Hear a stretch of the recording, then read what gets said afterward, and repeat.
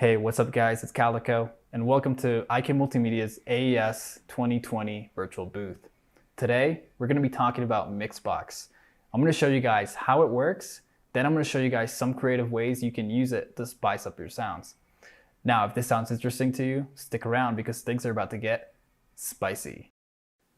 So for today's session, we're going to be using MixBox inside of Ableton. So I have a little sequence going on here. And it sounds like this.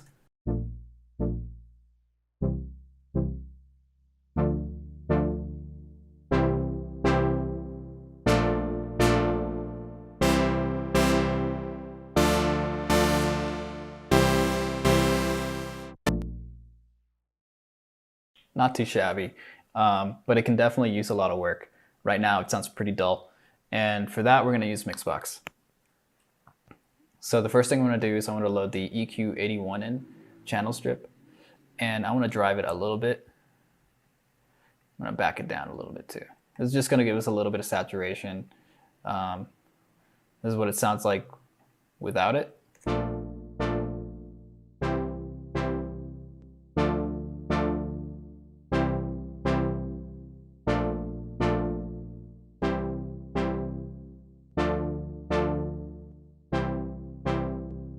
So it sounds a little louder, a lot more full. The next thing I want to do is I want to boost the low end a little bit, so about 2 dB, and let's see what that sounds like.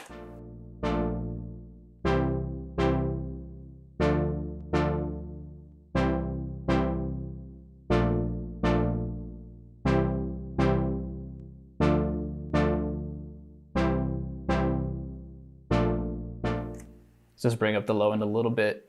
Next thing I want to do is dip over here.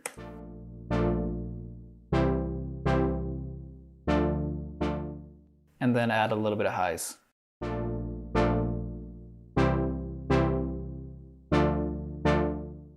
Next thing I want to do is take off some low end, about 47 Hertz.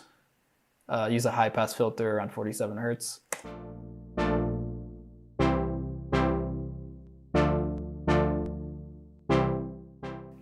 Actually, 82 Hertz sounds pretty good to me. We don't want it to have too much bass. It's not a bass. So let's see what it sounds like before and after.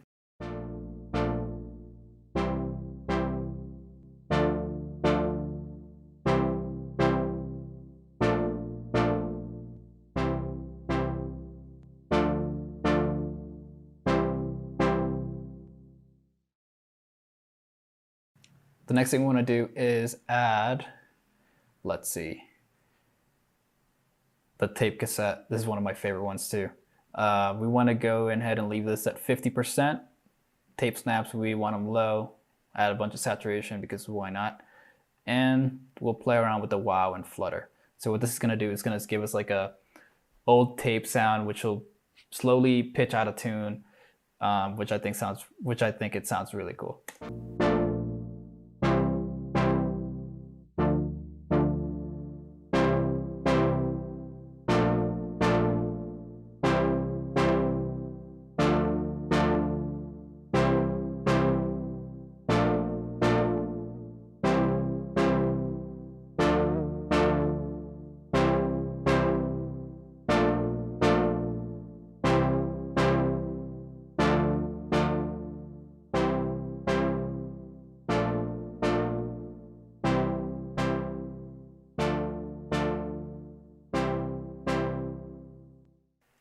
So let's hear what it sounds like without it.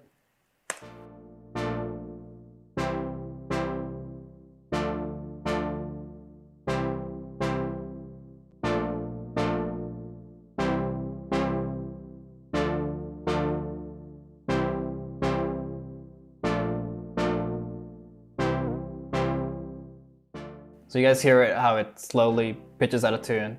I love that. Cool. So the next thing we want to do is load up the Black 76, and we're actually going to slam this pretty hard. It's the 20:1 ratio, and let's see what that sounds like.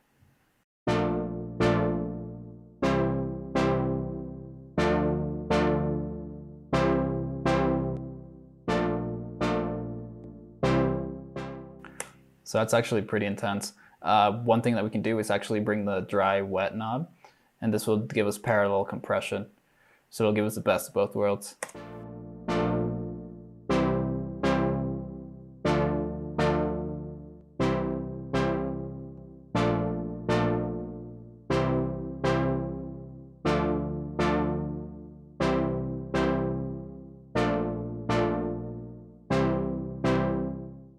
Sounds pretty good to me. The next thing I want to do is add some reverb to it.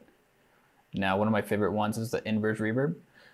This is actually going to sound like a slapback delay, but it's going to be a reverb, which is really cool. So let's hear what it sounds like at 0, and then I'm going to slowly bring it in.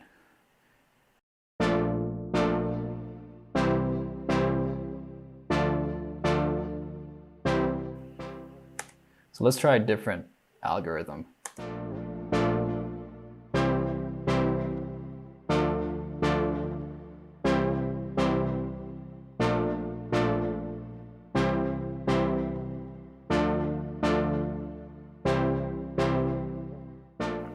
So we're playing with the pre-delay just to get the right timing for it.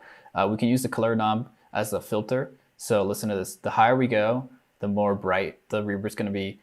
If we go this way, it's going to be darker. So let's start at 0.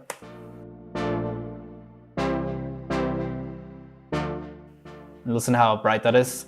Let's go the other way.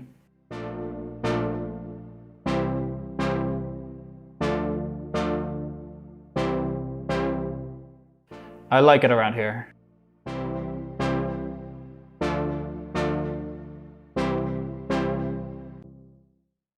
Cool, we can also lengthen the decay so the reverb lasts a lot longer.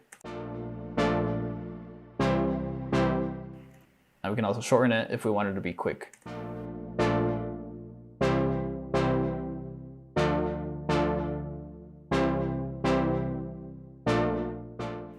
I like it kind of long.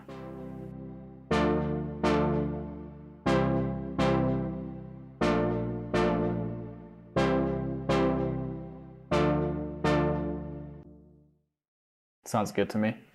Next thing I want to do is add a delay. And the digital delay just sounds great. I'm going to put it at over here, and then let's see what that sounds like. Starting from 0, we'll bring it in. We're going to bring the feedback up.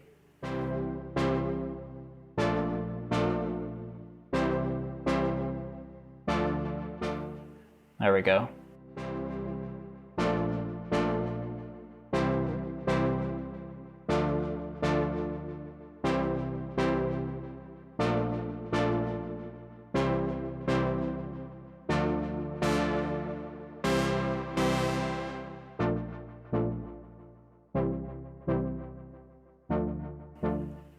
Starting to sound pretty good. Next thing I want to do is add a formant filter. Where are you? Filter. The cool thing about formant filters is that they kind of replicate like vowel sounds. So you're going to listen to this.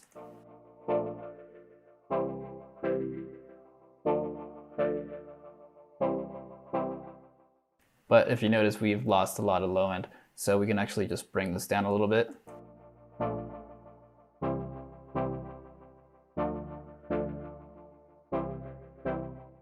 Which is really awesome.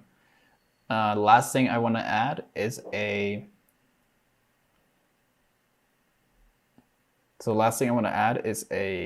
another compressor. We're going to use a bus compressor. And this is going to slightly glue everything together. We want to do a pretty slow attack. Release can be set to auto, sidechaining at 150. And we're going to slowly bring the threshold down.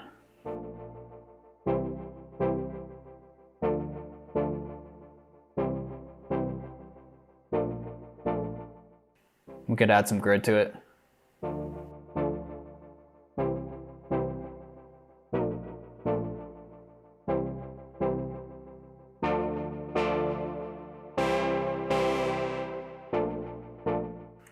So let's listen to it without MixBox. Now with it. I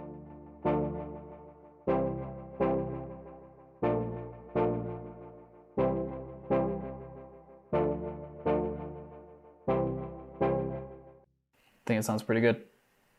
So I actually want to take it a step further. Here's a really cool trick you can do. So when we were moving the morph knob, it sounded really cool. One thing we can do is that we can use a LFO, a MIDI LFO, to control that. So I'm going to go here in Ableton, hit configure, touch this knob, and then I'm going to go here in Max for Live and add an LFO.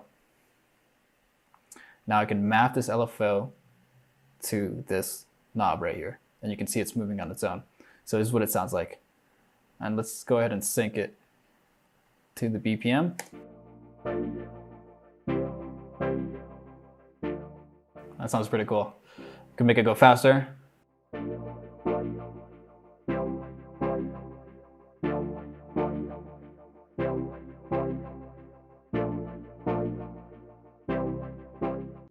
So that's a pretty cool tip, how you can bring your sounds to life by using MIDI LFOs. If you don't have Ableton, you can just download a MIDI LFO. You should be able to do the same thing. So another cool thing you can do is that once you have an effect like this, you want to play it like an instrument. So for example, we can do this with a delay. Let's start bringing the feedback down and press play. Let's say I wanted to create tension in the song, right? We're opening up the filter. At the same time, we can up the feedback. Bring it up all the way.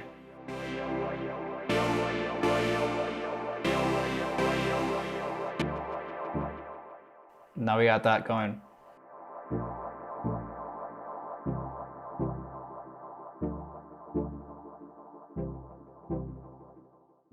That sounds pretty awesome.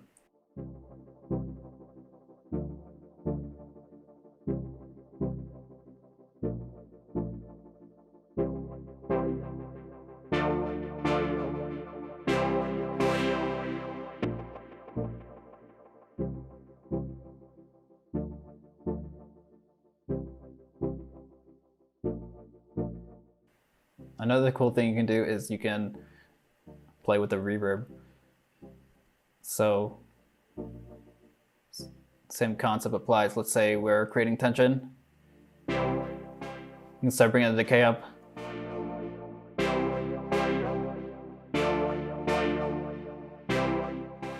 The color.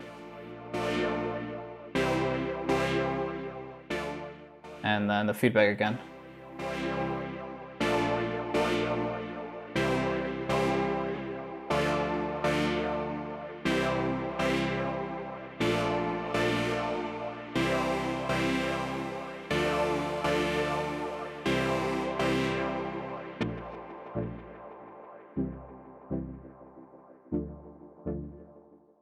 Well, that's all I have for you guys today. I hope you enjoyed this little tutorial on MixBox. If you have any questions about MixBox, feel free to leave it in the chat and we'll try and answer all those questions for you. Have a great day, guys.